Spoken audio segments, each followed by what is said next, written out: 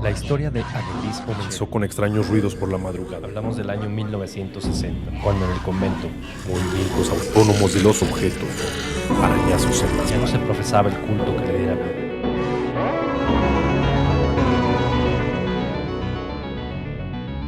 Hablemos de terror.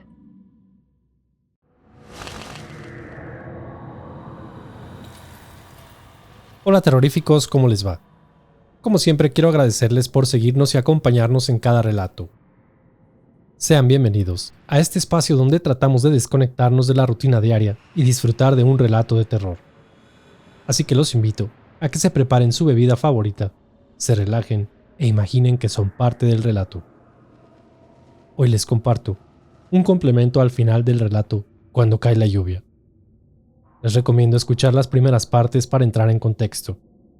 Como siempre, les recomiendo usar audífonos, volumen arriba, apagar la luz y disfrutar.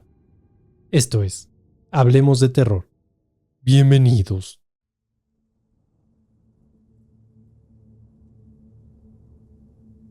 Por fin acaba de amanecer, y a partir de este momento puedo decir que estoy completamente libre de cualquier aparición fantasmal o de cosas paranormales en casa. Anoche, mientras escribía encerrado con miedo en la habitación, la casa olía a café nuevamente, y la radio, una vez más, se había encendido. Tenía dos opciones: quedarme encerrado y esperar o enfrentar de una vez por todas eso que me acechaba. Creo que no me equivoqué al decidir enfrentar la situación. Pasaba la medianoche cuando la vieja radio se prendió mientras un aroma a café de olla entraba por debajo de la puerta, inundando la habitación con el agradable aroma. Una vez decidido, y después de titubear por unos minutos, abrí la puerta de la habitación. La oscuridad que me recibió, sumado al ruido de la lluvia y la radio en la sala, no era muy alentadora, pero estaba decidido a terminar con esto de una vez por todas. Avancé por el pasillo que llevaba a la sala para encontrarme lo mismo que las ocasiones anteriores. La vieja mecedora se movía sola, y el volumen de la radio iba en incremento. En esta ocasión, no pude distinguir alguna sombra o entidad que se encargara del movimiento intencionado de la silla. Caminé hacia la cocina, y la situación era familiar. Si bien el intenso aroma a café definitivamente provenía desde la cocina, no encontré nada o nadie que pudiera explicarme qué demonios estaba sucediendo. El ambiente se sentía distinto. No era como aquellas ocasiones anteriores en las que la casa pareciera invitarme a abandonarla. Esta vez era totalmente diferente. Claro, la silla y la radio no eran precisamente una señal de ello, pero, aunque no fuese algo natural, no sentía ese mismo miedo anterior. Decidí no encender las luces de casa para tratar de averiguar qué estaba sucediendo. Me acerqué sigiloso a la sala, donde la mecedora perdía un poco de fuerza y la radio disminuía el volumen con cada paso que daba. Al acercarme por completo, quedé al pie de la ventana y no vacilé en asomarme hacia la calle donde, con asombro y casi con un brinco del susto, los vi. 4 personas miraban de frente hacia mí, 2 niños y 2 adultos.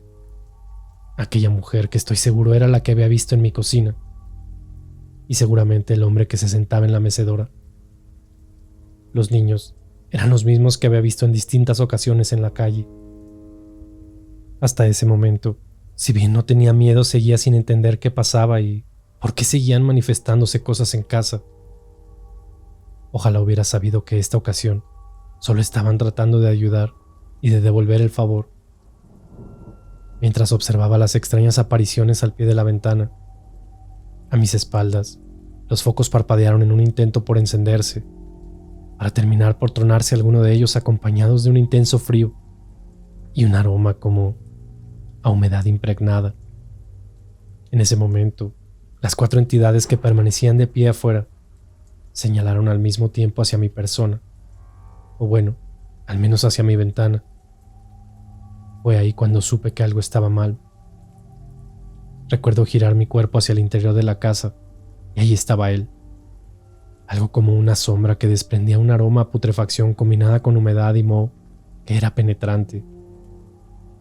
De principio no tenía idea de lo que pasaba, pero era muy claro. Era aquel cura. Lo supe cuando la sombra tomó un poco más de forma y noté lo que al parecer era una sotana. El mismo que inició todo esto. Parecía que no permitiría que terminara, o al menos esa era su intención inicial. ¿Qué era lo que quería? No lo sé. Jamás emitió palabra o sonido alguno, pero la casa parecía tener vida propia. Congelado de la impresión, solo fui testigo de una escena digna de una película de terror. La mecedora no solo comenzó a moverse, sino que lo hacía con tantas fuerzas que en un momento terminó por volar estrellándose en la pared. Yo sé que parece increíble de entender, y más para un necio como yo, pero lo que vi no es algo que pudiera inventarme tan fácilmente. Mientras la silla voló, la cocina pareciera tener también su propia fiesta. Los platos caían de las alacenas como si estuvieran determinados a dejarme sin vajilla. La radio subía y bajaba su volumen al gusto. Yo seguía paralizado del miedo con la escena, y con el poco valor que me quedaba en ese momento, las únicas palabras que me salieron de la boca fueron: ¿quién eres? ¿Qué quieres?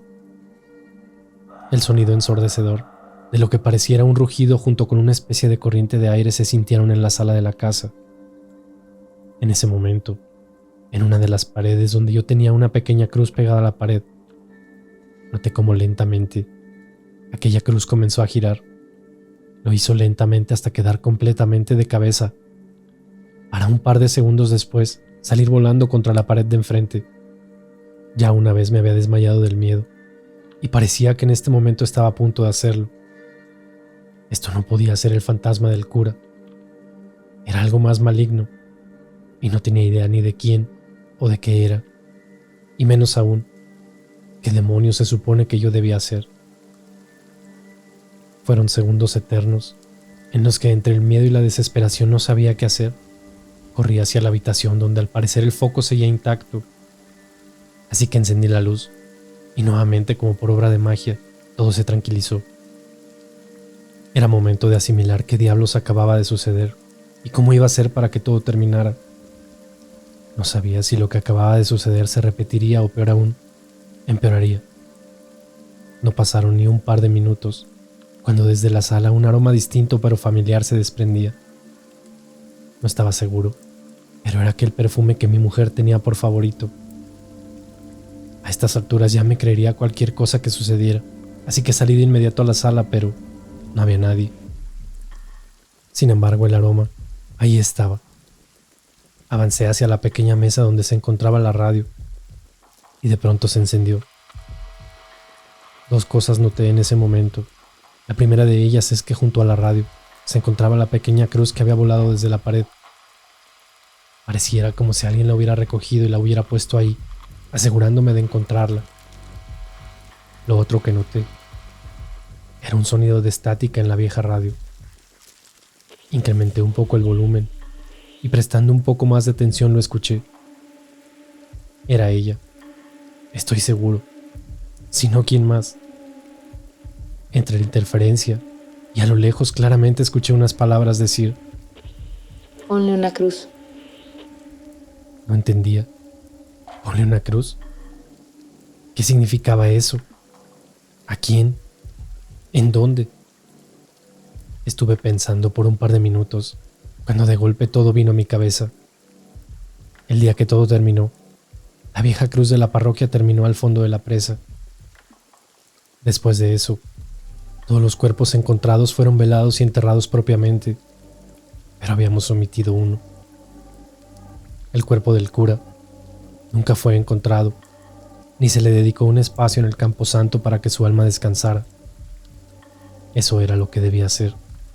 Tenía que darle al cura un espacio donde pudiera descansar, algo que lo hiciera sentirse perdonado, o al menos donde pudiera arrepentirse.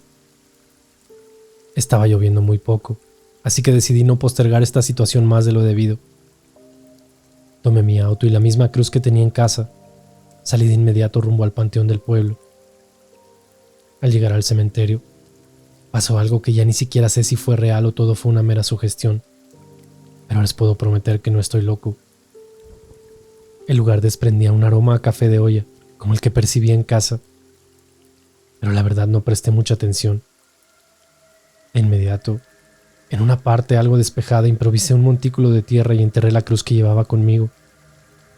Mientras lo hacía, pedí por el eterno descanso de aquel cura, quien estoy seguro se manifestó a los pocos segundos después de mi oración.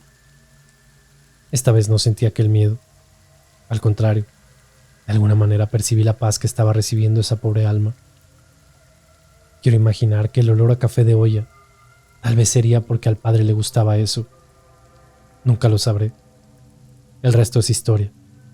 Fui a casa y después de una ducha que tomé casi a las 2 de la mañana, caí rendido. Y después de muchas noches, descansé propiamente. ¿Creo en fantasmas? Sí, seguro. ¿Les tengo miedo? No, ya no.